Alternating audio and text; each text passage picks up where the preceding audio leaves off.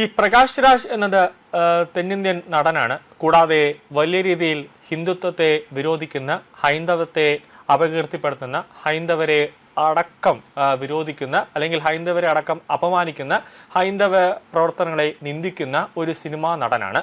ഈ അടുത്ത കാലത്ത് ഏകദേശം ഒരാഴ്ചയ്ക്ക് മുമ്പെയാണ് പ്രകാശ് രാജ് വിഷയം വീണ്ടും വാർത്തകളിൽ ഇടം പിടിച്ചത്. അതായത് ധർമ്മസ്ഥൽ വിഷയവുമായി ബന്ധപ്പെട്ട് അതിൽ ഒന്നാം പ്രതി ചിന്നയ്യ തന്നെ ഒരു നിർണായകമായ ഒരു വെളിപ്പെടുത്തൽ നടത്തി. ഈ ഞാൻ പറഞ്ഞ വെളിപ്പെടുത്തലെല്ലാം തന്നെ ധർമ്മസ്ഥലുമായി ബന്ധപ്പെട്ട് ഞാൻ പറഞ്ഞ വെളിപ്പെടുത്തലെല്ലാം തന്നെ ഞാൻ നടത്തിയ നിർണായകമായ വെളിപ്പെടുത്തലെല്ലാം ഇതിന്റെ പിന്നിൽ പ്രകാശ് രാജും സംഘവുമാണ്. എനിക്ക് കോടിക്കണക്കിന് രൂപ വാഗ്ദാനം ചെയ്തു. അതിന്റെ ഇതിലാണ് ഞാൻ ധർമ്മസ്ഥലിൽ വലിയ രീതിയിൽ മൃതദേഹങ്ങൾ കുഴിച്ചിട്ടിട്ടുണ്ട് എന്നൊക്കെയുള്ള ഒരു ആരോപണങ്ങൾ ഞാൻ ഉന്നയിച്ചത് എന്ന് പ്രകാശ് രാജ് പറഞ്ഞു. അപ്പോൾ അന്ന് മുതൽ പ്രകാശ് രാജിനെതിരെ വലിയ രീതിയിലുള്ള വിമർശനങ്ങൾ ഹൈന്ദവരുടെ ഭാഗത്തു നിന്നും ഉണ്ടായി. കാരണം ധർമ്മസ്ഥലെ തകർക്കാനായിട്ട് പ്രകാശ് രാജും സംഘവും ഒരു ഗൂഢാലോചന നടത്തി എന്നടക്കമുള്ള ചർച്ചകൾ നടന്നുകൊണ്ടിരിക്കുകയാണ്. നിലവിലിപ്പോൾ പ്രകാശ് രാജിനെ അറസ്റ്റ് ചെയ്യാനായിട്ട് കോടതി ഇപ്പോൾ വാറണ്ട് പുറപ്പെടുവിച്ചിരിക്കുകയാണ്. അതായത് ബംഗളൂർ മജിസ്ട്രേറ്റ് കോടതിയാണ് ജാമ്യമില്ലാ വാറണ്ട് പുറപ്പെടുവിച്ചിരിക്കുന്നത്. ഇതിൽ ഏറ്റവും ഗുരുതരമായ ഒരു കുറ്റകൃത്യം പ്രകാശ് രാജ് ചെയ്തിട്ടുണ്ട്. കൂടാതെ പ്രകാശ് രാജ് രാജ്യദ്രോഹിയാണോ എന്നടക്കമുള്ള ചോദ്യങ്ങൾ ഇപ്പോൾ സമൂഹ മാധ്യമങ്ങളിൽ ഇപ്പോൾ കത്തി നിൽക്കുന്നു. അങ്ങനെ സമൂഹ മാധ്യമങ്ങളടക്കം ഇപ്പോൾ ചർച്ച നടന്നുകൊണ്ടിരിക്കുകയാണ്. അതിന് ഏറ്റവും പ്രധാനപ്പെട്ട കാര്യം രാജ്യദ്രോഹിയാണോ എന്നടക്കമുള്ള ഒരു ചോദ്യം സമൂഹ മാധ്യമങ്ങൾ ഉയർത്തുന്നതിന്റെ ഒരു പ്രധാനപ്പെട്ട കാരണം 3 സംസ്ഥാനങ്ങളിലായി 4 വോട്ടർ ഐഡികൾ കൈവശം വച്ചു എന്ന ഗുരുതരമായ കേസിലാണ് കോടതിയുടെ ഈ ശക്തമായ ഒരു നടപടി ഇപ്പോൾ ഉണ്ടായിരിക്കുന്നത്. നിയമപ്രകാരം തെരഞ്ഞെടുപ്പ് കമ്മീഷന്റെ അടക്കം നിയമപ്രകാരം ഇന്ത്യൻ പൗരൻ എന്ന നിലയിൽ ഒരു പൗരന് ആകെ ഒരു വോട്ടർ ഐ ഡി കാർഡ് മാത്രമേ കൈവശം വയ്ക്കാൻ പാടുള്ളൂ. ആ ഒരു സാഹചര്യത്തിലാണ് 4 വോട്ടർ കാർഡുകൾ പ്രകാശ് രാജിന്റെ കൈവശം ഉള്ളത് എന്നാണ് ഇപ്പോൾ ലഭിക്കുന്ന സൂചനകൾ.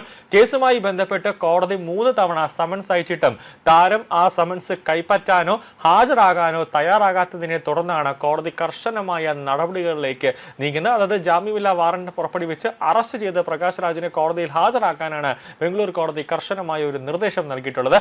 ബംഗളൂരിലെ ശാന്തിനഗർ, തെലങ്കാനയിലെ സെരിലിംഗ പള്ളി, തമിഴ്നാട്ടിലെ വാളാഞ്ചേരി എന്നിവിടങ്ങളിലായി പ്രകാശ് രാജിന് വോട്ടർ ഐ ഡികൾ ഉണ്ട് എന്ന് കാണിച്ച് ശേഷാദ്രിപുരം സ്വദേശിയായ കെ ദിലീപ് കുമാറാണ് കോടതിയെ സമീപിച്ചത്.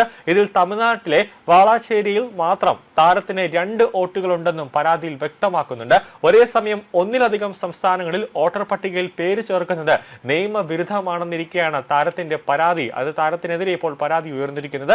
അതേസമയം കോടതി നടപടി നേരിടുന്ന പ്രകാശ് രാജിന് പോലീസ് സുരക്ഷ ഒരുക്കിയതുമായി ബന്ധപ്പെട്ട് ഇപ്പോൾ ബംഗളൂരു പോലീസ് വലിയൊരു വിവാദത്തിലേക്ക് എത്തി നിൽക്കുകയാണ്. കാരണം കോടതിയുടെ സമൻസ് അല്ലെങ്കിൽ അറസ്റ്റ് വാറന്റ് ഉൾപ്പെടെ പുറപ്പെടുവിച്ചിട്ടും ബംഗളൂർ പോലീസ് പ്രകാശ് രാജിനെ അറസ്റ്റ് ചെയ്ത് കോടതിയിൽ ഹാജരാക്കാനുള്ള ഒരു നീക്കം പോലീസിന്റെ ഭാഗത്തു നിന്നും ഉണ്ടായിട്ടില്ല. അത് പ്രകാശ് രാജിനോടുള്ള അനുകമ്പ അല്ലെങ്കിൽ സ്നേഹം, അതോ പ്രകാശ് രാജിനെ പേടിച്ചിട്ടാണോ എന്നടക്കമുള്ള ചോദ്യങ്ങളാണ് ഇപ്പോൾ ഉയരുന്നത്. ധർമ്മസ്ഥൽ വിവാദവുമായി ബന്ധപ്പെട്ട് കഴിഞ്ഞ ജൂൺ 18-ന് പ്രകാശ് രാജ് ബംഗളൂരിൽ വെച്ചൊരു വാർത്താ സമ്മേളനം നടത്തിയിരുന്നു. ഈ സമയത്ത് അദ്ദേഹത്തിന് പോലീസ് വൻ സുരക്ഷയാണ് ഒരുക്കിയിരുന്നത്. കോടതി സമൻസ് അയച്ച് താരം അത് കൈപ്പറ്റാതിരുന്ന സാഹചര്യത്തിൽ പരസ്യമായ വാർത്താ സമ്മേളനത്തിനെത്തിയ പ്രകാശ് രാജിന് സമൻസ് കൈമാറാൻ പോലീസ് തയ്യാറാകാതെ ഇരുന്നതാണ് ഇപ്പോൾ വലിയ ആക്ഷേപങ്ങൾക്ക് കാരണമായി മാറുന്നത്. കോടതി ഉത്തരവുണ്ടായിട്ടും പോലീസ് ഇത് നടപ്പാക്കാൻ മടിക്കുന്നത് എന്തുകൊണ്ടാണ് എന്ന ചോദ്യവുമായി നിരവധി പേർ ഇപ്പോൾ രംഗത്ത് വരുന്നുണ്ട്. വരും ദിവസങ്ങളിൽ ഈ കേസ് പ്രകാശ് രാജിന് വലിയൊരു നിയമക്കുരുക്കായി മാറുമെന്നാണ് റിപ്പോർട്ടുകൾ സൂചിപ്പിക്കുന്നത്.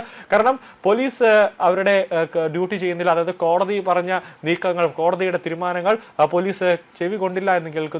പ്രകാശ് രാജിനെ എതിരെ ജാമ്യമില്ലാ വകുപ്പ് കോടതി പുറപ്പെടുവിച്ചു. അറസ്റ്റ് ചെയ്ത് ഹാജരാക്കാൻ പറഞ്ഞിട്ട് പോലീസിന്റെ ഭാഗത്തു നിന്ന് ഒരു നീക്കം ഉണ്ടായില്ല. അപ്പോൾ അങ്ങനെ വരുമ്പോൾ ഇതൊരു കോടതി അലക്ഷ്യ നടപടിയുമായി ബന്ധപ്പെട്ട കാര്യങ്ങളിലേക്ക് പോകും. അപ്പോൾ വരും ദിവസങ്ങളിൽ ബംഗളൂർ കമ്മീഷണറോടോ അല്ലെങ്കിൽ DGPയോടോ തന്നെ ഹാജരാകാനുള്ള ഒരു നിർണായകമായ ഒരു നീക്കത്തിലേക്ക് കോടതി, കർശനമായ ഒരു നടപടിക്രമങ്ങളിലേക്ക് കോടതി പോകുമെന്നതിൽ യാതൊരു സംശയമില്ല.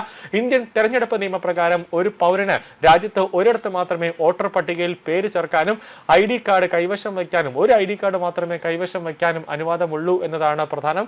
എന്നാൽ പ്രകാശ് രാജ് നിയമങ്ങൾ ലംഘിച്ച് കർണാടക, തമിഴ്നാട്, തെലങ്കാന എന്നീ സംസ്ഥാനങ്ങളിലായി 4 തിരിച്ചറിയൽ കാർഡുകൾ സ്വന്തമാക്കി എന്നതാണ് പ്രധാന കേസ്. ദിലീപ് നേരത്തെ ഹലാസുരു ഗേറ്റ് പോലീസ് സ്റ്റേഷനിലും അതോടൊപ്പം തന്നെ സിറ്റി പോലീസ് കമ്മീഷണർക്കും പരാതി നൽകിയിരുന്നുവെങ്കിലും ഇതുമായി ബന്ധപ്പെട്ട് ഒരു നടപടിയും പോലീസിന്റെ ഭാഗത്തു നിന്നും ഉണ്ടായില്ല. പ്രകാശ് രാജിന് കൂടുതൽ സുരക്ഷ ഒരുക്കുകയും പ്രകാശ് രാജിനെ സംരക്ഷിക്കുകയുമായിരുന്നു പോലീസിന്റെ ഭാഗത്തു നിന്നും ഉണ്ടായത്. നേരത്തെ കോടതി പ്രകാശ് രാജിന്റെ 2 തവണ സമൻസ് അയച്ചു. അതിനുശേഷം മൂന്നാമതൊരു സമൻസ് അയച്ചു. എന്നിട്ടും ഹാജരാകാത്തതിനെ തുടർന്നാണ് കോടതി കർശന നടപടിയിലേക്ക് പോകുന്നത്. എന്നാൽ സമൻസുകൾ കൈപ്പറ്റിയിട്ടും അദ്ദേഹം കോടതിയിൽ ഹാജരാകാൻ തയ്യാറായില്ല എന്നത് മറ്റൊരു പ്രധാന കാര്യം. കോടതി ഉത്തരവുകൾ തുടർച്ചയായി അവഗണിച്ചതിനെ തുടർന്നാണ് ജില്ലാ ജഡ്ജി വാറന്റ് പുറപ്പെടുവിച്ചത്. അതേസമയം പ്രകാശ് രാജിനെതിരെ വീണ്ടും ഈ ധർമ്മസ്ഥൽ വിഷയവുമായി ബന്ധപ്പെട്ട SIT അന്വേഷണം വീണ്ടും പുനരാരംഭിക്കാനുള്ള ഒരു നീക്കം കൂടി ഇപ്പോൾ നടക്കുന്നുണ്ട്. അതായത് ഒരാഴ്ചയ്ക്ക് മുമ്പേ ചിന്നയ്യ പറഞ്ഞത് പ്രകാശ് രാജ് പറഞ്ഞിട്ടാണ് ഈ ധർമ്മസ്ഥൽ വിഷയവുമായി ബന്ധപ്പെട്ട് വലിയ രീതിയിൽ അവിടെ മൃതദേഹങ്ങൾ കുഴിച്ചിട്ടു എന്ന ഒരു ആരോപണം ഞാൻ SITക്ക് മുമ്പാകെ പറഞ്ഞത്. അതെല്ലാം പ്രകാശ് രാജിന്റെ സംഘത്തിലുള്ളവരും കൂടെ പറഞ്ഞിട്ടാണ് ഇതൊക്കെ ചെയ്തതെന്ന് ചിന്നയ്യയുടെ ഒരു മൊഴിയുണ്ട്. കാരണം ഈ കേസിൽ ചിന്നയ്യ 1ാം പ്രതിയാണ്. അതുകൊണ്ട് തന്നെ SIT വീണ്ടും ഈ ചിന്നയ്യയുടെ മൊഴി ഒന്നും കൂടെ പരിശോധിക്കുന്നുണ്ട്. അതുമായി ബന്ധപ്പെട്ട് പ്രകാശ് രാജിന്റെ മൊഴി എടുക്കാനുള്ള ഒരു നീക്കത്തിലേക്കും കർണാടക SIT വരും ദിവസങ്ങളിൽ പോകുമെന്നാണ് ലഭിക്കുന്ന സൂചന.